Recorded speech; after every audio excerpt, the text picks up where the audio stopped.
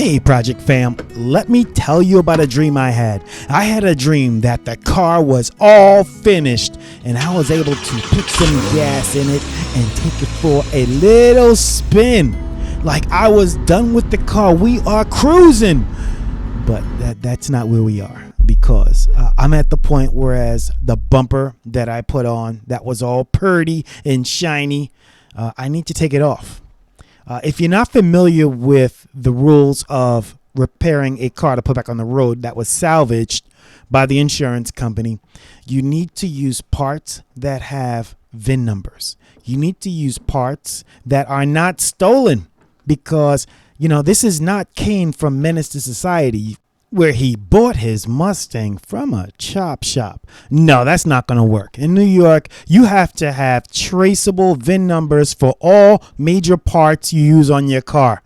So they want to make sure that when they trace back the VIN number, that it's not marked to a stolen car. Hey, I don't want my car disappearing and having somebody cut it up in 1,000 pieces and sell it for parts. So that's what you have to do here in New York. And unfortunately, I do not have a VIN number for the bumper, so it's got to go back. And if it's got to go back, I got to fix the old one.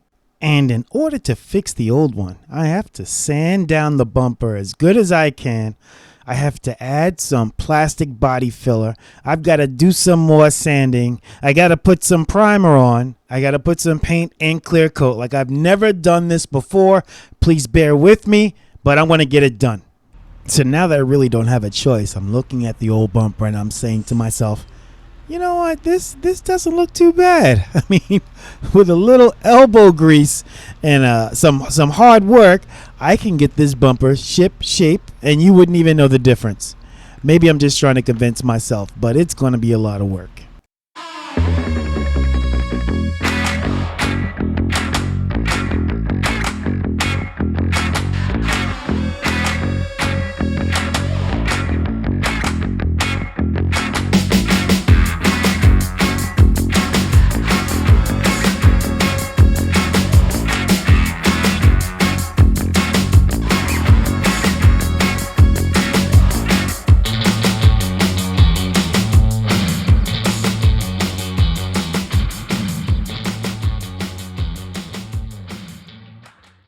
Now that wasn't too bad. I went through some coarse sandpaper and I've got some high spots. I've got some low spots. But really what I'm looking at now is, where am I going to fill? All of the dark spots, the dark gray spots, are high spots. Those are all high spots. And I sanded those down, and now I have to fill the low spots to kind of make it uniform. It's not too bad. First time, not too bad. I did go through quite a few sanding discs, but that's the whole idea, to sand it down, to get it as smooth as possible, so when I put my first coat of primer on, it looks good. All right, let me get back into it. I have a lot more sanding to do. I'll take another checkpoint a little later. Since it's such a nice day outside, I could take it outside and kind of rinse some of the dust off from sanding. Check it out, I got a visitor.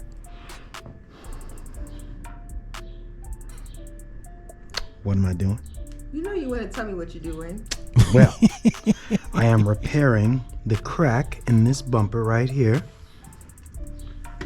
by taking some mesh and then melting the mesh into the plastic to give it strength, adding some other plastic to cover the holes, and then, if everything goes well, I might be priming this bumper this weekend.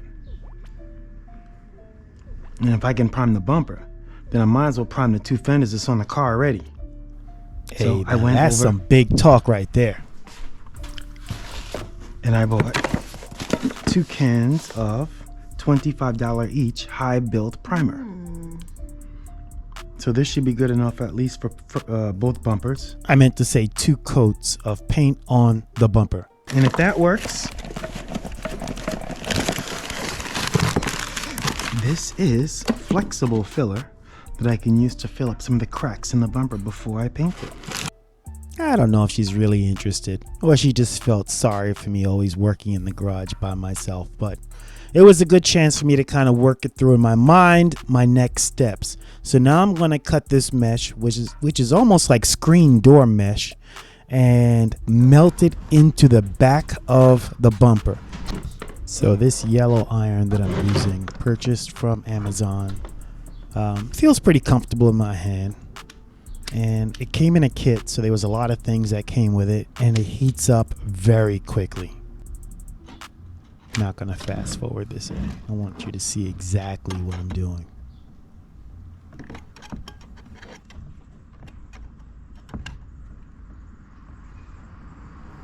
And now I'm heating this mesh into the back of the bumper.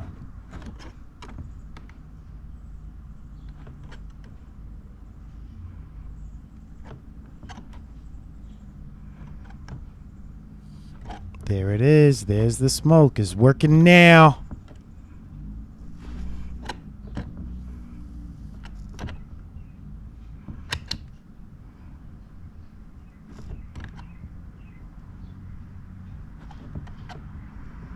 And just kind of slowly walking my way across the mesh.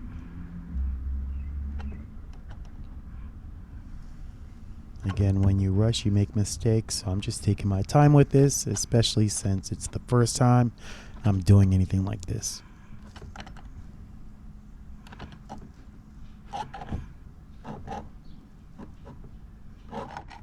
And not too bad. I'm pretty impressed with my progress.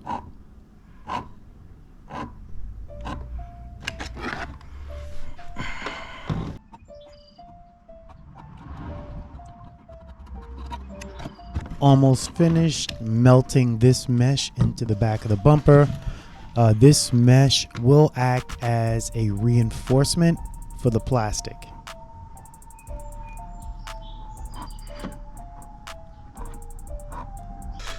Decided to take a peek at the other side, and at the bottom, oh yeah, that's pretty smooth. That's pretty strong. That's not bad.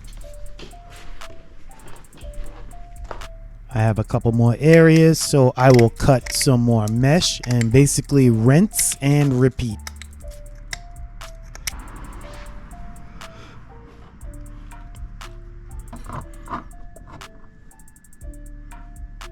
Now it's time to add some plastic filler.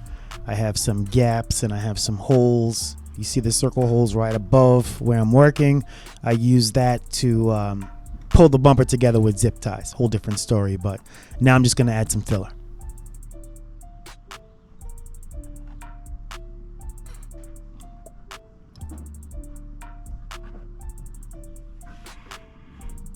I've already used about half of this plastic filler, and I was amazed that on this project I am not running into any problems. Love it.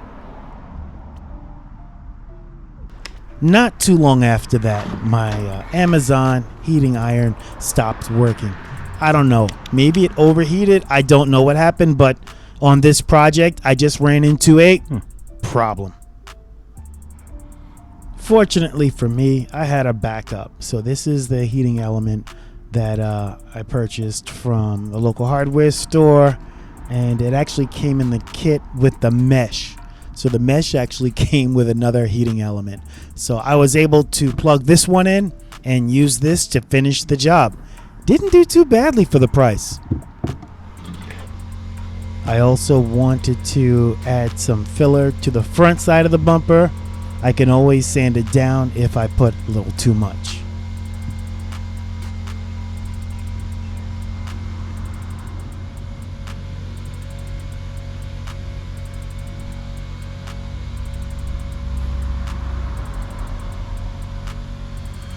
Time to sand off some of the excess plastic using the orbital.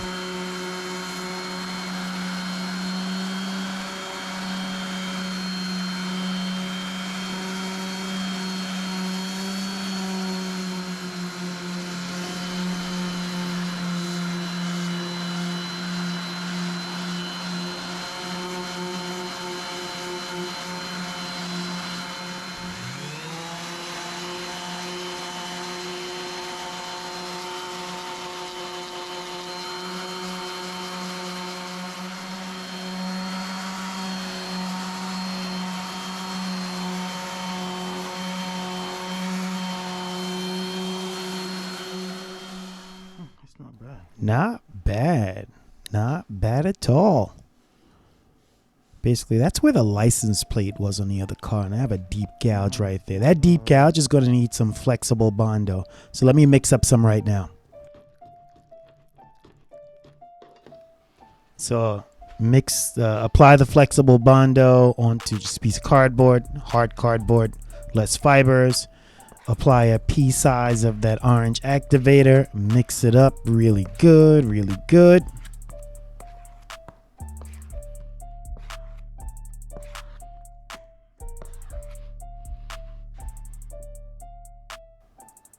And there it goes, right in the crack. It's perfect. Applying multiple coats. Don't want to put too much in at one time. This looks good.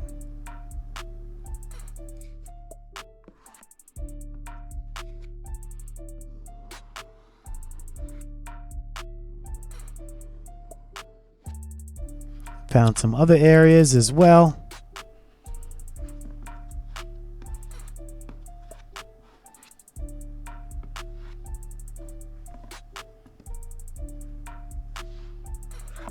I have a couple of minutes of working time with this flexible Bondo.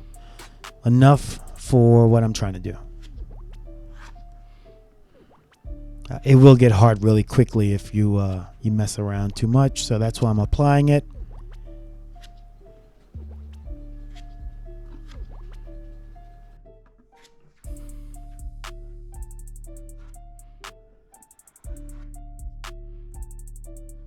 Not bad for a rookie. Let's go.